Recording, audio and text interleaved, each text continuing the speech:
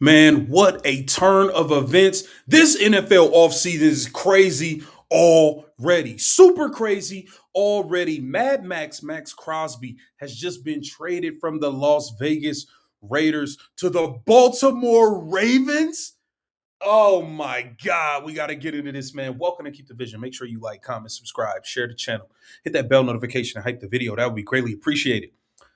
We got to get into this, man. Adam Schefter. Here it says, per sources, the Raiders agreed to trade five-time Pro Bowl defensive end Maxx Crosby to the Baltimore Ravens in exchange for a 2026 and 2027 first-round pick. The trade cannot be processed until next week, but it is in place, and Crosby is expected to be a Raven with 2 firsts back to Las Vegas. The Cowboys were willing to offer a first and second round pick to the Raiders for Maxx Crosby, but logically and understandably, Vegas opted for the 2 first-round picks from the Ravens. I think the Philadelphia Eagles was in on this bidding war. Maxx Crosby is headed to Las Vegas with Lamar Jackson. This is crazy. Absolutely crazy. Insane news. Maxx Crosby. So wow, it's a big day for everybody, really. I'm happy that it was a win for you. Pardon me. Pardon. This is a very aggressive move. We're seeing some teams around the league. We've talked on our shows this week about the Packers making that aggressive move for Micah Parsons. By the way, I think the irony that the Cowboys were very much in this mix for 2 1s for Maxx Crosby when that was like the same exact deal that they made for Micah Parsons. Whole different story. You'd be saving, as of right now, maybe $10 to $12 million a year, Crosby versus Parsons. But just fascinating that the Cowboys, after making the move, may have been in the mix. But it's the Ravens, right? Some teams that don't always make these aggressive moves, love to build through the draft. And it's Baltimore that said, our pass rush was awful last year. We got to go get Maxx Crosby right now. Yeah, and that's why I think it did make a degree of sense for them. Like, they had no kind of edge rush last year. A whole bunch of players that had like PFF pass rushing grades in the 50s. That Mike Green, who was sort of supposed to come in and really turbocharge that pass rush, be a real steal for them where they got him in the draft, ended up with like 30-something pressures, like really wasn't a big factor at all for them. And what I think made it interesting to me, or why I think that they were potentially an option, is number one, it was such a departure over everything that had happened for so long in Baltimore that it led to regime change effectively, right? Like they fired John Harbaugh at the end of it. Like major things shifted within that organization. So to me, it's like, well, you almost start throwing out the form book. You start throwing out this is the way we do things, right? Like all bets are off. Harbaugh's gone for the first time in 15 years. Fundamental changes needed to be made, at which point, why not go aggressively after a big name impact kind of pass rusher? I'm not saying I would do it, but I'm saying I understand why all of a sudden the Baltimore Ravens would be a potential landing spot for him in a way you wouldn't say in other years. So I think I get it, why they were in the market.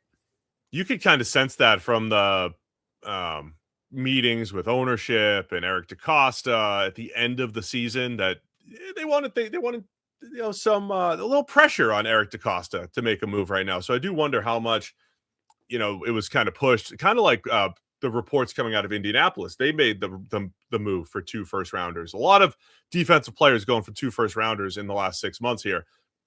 Ownership from Indianapolis kind of encouraging Chris Ballard, hey, I know you do a lot of by the books and you draft and develop, but could you go make an aggressive move? Wonder how much this was coming from the top in Baltimore to Eric DeCosta as well. So we have Maxx Crosby there, Tavius Robinson. We have Mike Green, who you mentioned.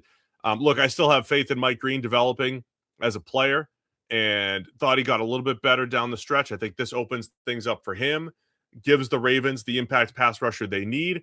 I don't think Crosby's done from a career perspective. He's going to be 29 for this season, just re-signed with the Raiders before, just got an extension in 25 before the season.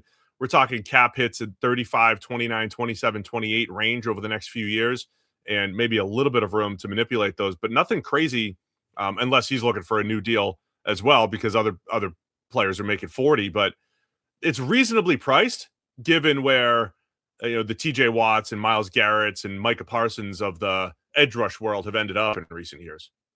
Yeah, I mean, if you can keep him on the same contract, it's a pretty reasonable deal in terms of Baltimore bringing him in financially.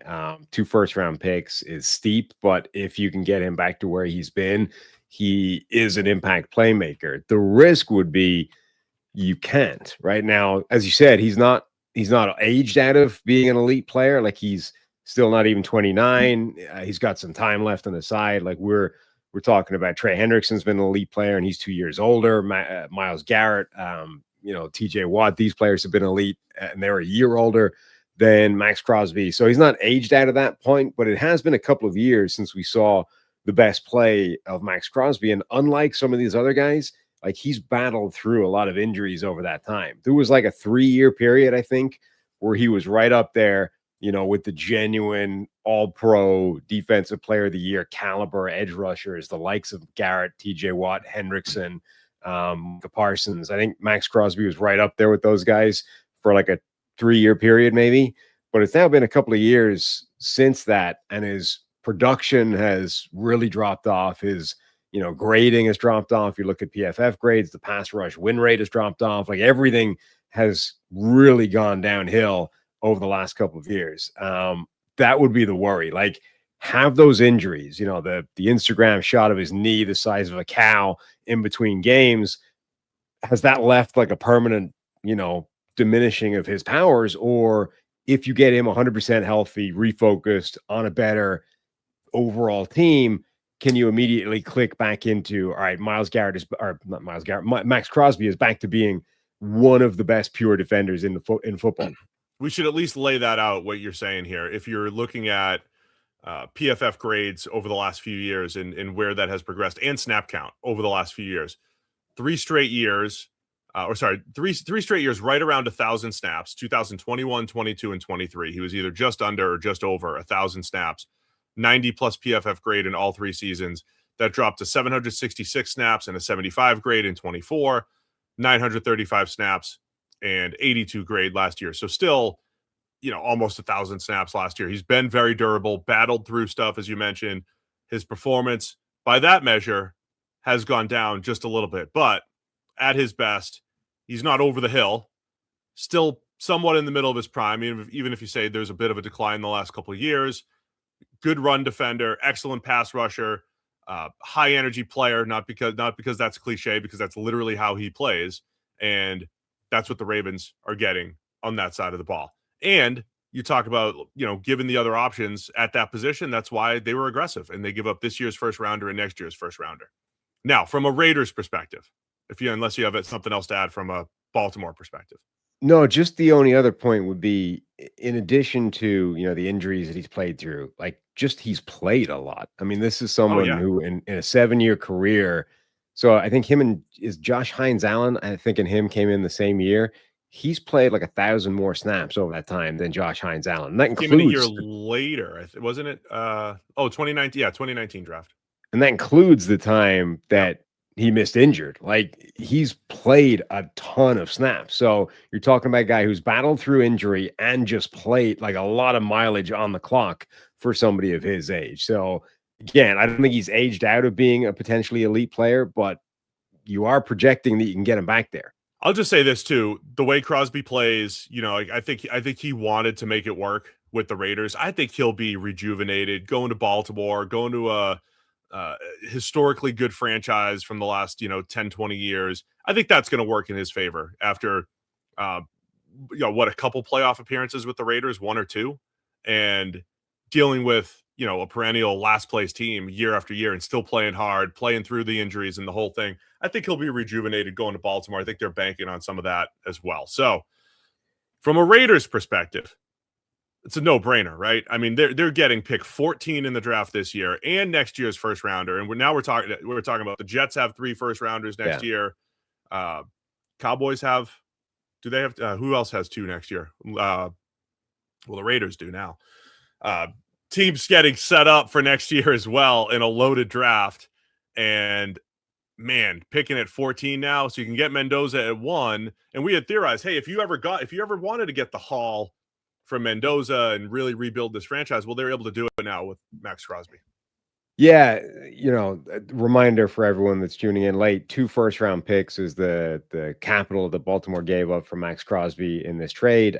When this first started getting talked about as a potential, hey, Maxx Crosby might be available via trade, 2 first-round picks, I think, was always generally the kind of starting point of where people were with what that value would be. And my initial kind of instinct to that is, I'll keep the player. Like if he leaves, who have you got on? Like nobody's there on defense, and you're going to need somebody on this franchise, and it's just probably not worth it. But the more you